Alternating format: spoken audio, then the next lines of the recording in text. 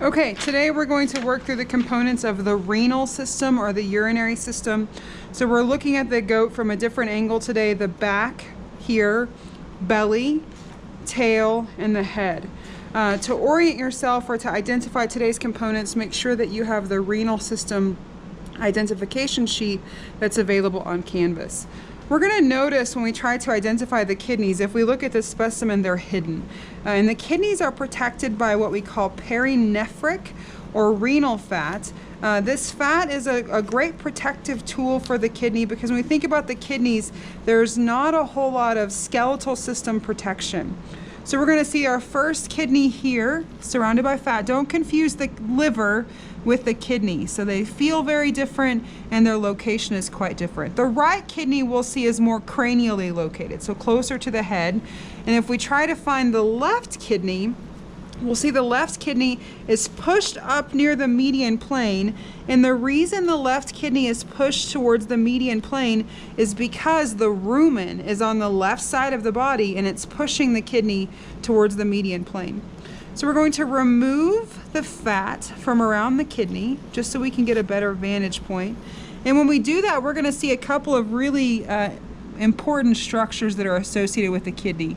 One is the ureter. We'll take this out here in a second. The ureter's job is to transport urine from the kidney towards the bladder that we'll find here in a minute. And then we have the renal artery and renal vein. So what I'm going to do is take my scalpel and actually cut through the ureter here, as well as the renal artery and renal vein. So we can take a look at those. When we go back to the right kidney, we can find those same components and get a look at them a little bit easier on the right side versus the left side. So we see the ureter right here, really thick. You can tell it's the ureter because it's pointing towards the tail this way. So the ureter, again, carries urine from the kidney towards the bladder. Renal artery and renal vein, we'll find those here in just a second.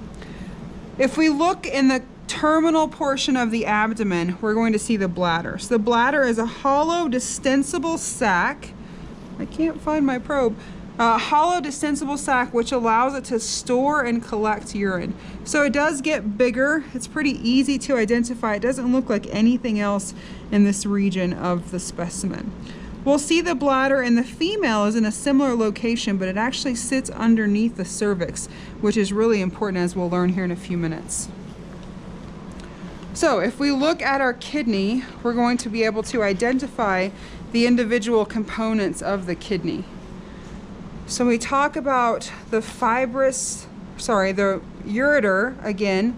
Ureter carries urine from, oops, I just pulled that one off. Let's take a look at this one. The job of the ureter is to carry urine from the kidney to the bladder that we just identified. We also have a renal vein, so ureter here, a renal vein, and a renal artery. So we can tell the difference between the renal vein and the renal artery is because the renal vein looks like a vein and the renal artery looks like an artery. So the renal artery is thicker walled. It's generally white in appearance versus the renal vein that's thin and collapsible and generally has a brown or blood-like appearance associated with it in our specimen. So let me try to separate these and we'll take a look at the difference between a renal artery and a renal vein.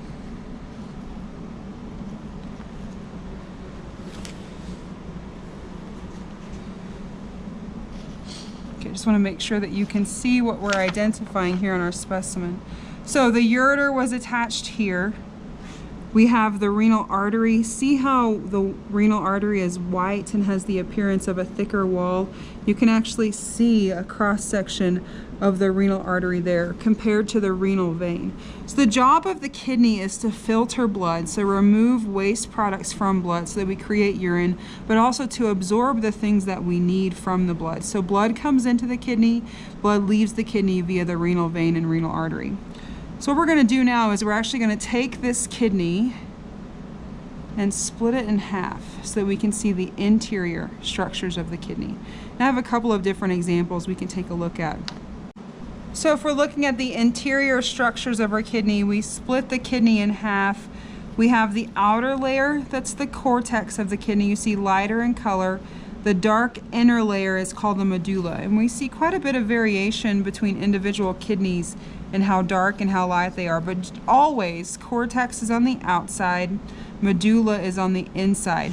So generally medulla is a bit darker than the cortex. Again, the nephron is located at the intersection of the cortex and the medulla. So urine forms out here.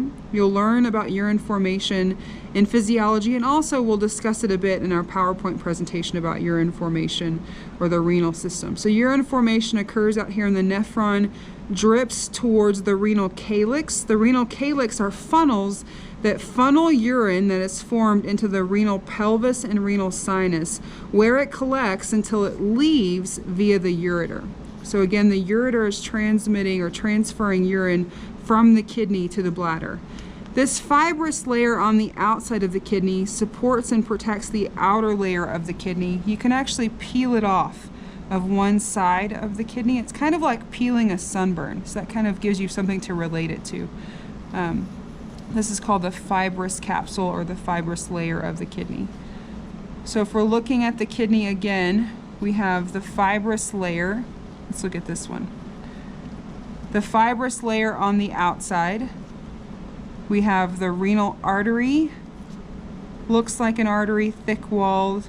Renal vein, ureter, transferring urine from the kidney to the bladder. On the inside, the cortex of the kidney, lighter in color, the medulla of the kidney, darker in color, the renal sinus or the renal pelvis where urine collects after it's formed in the nephron.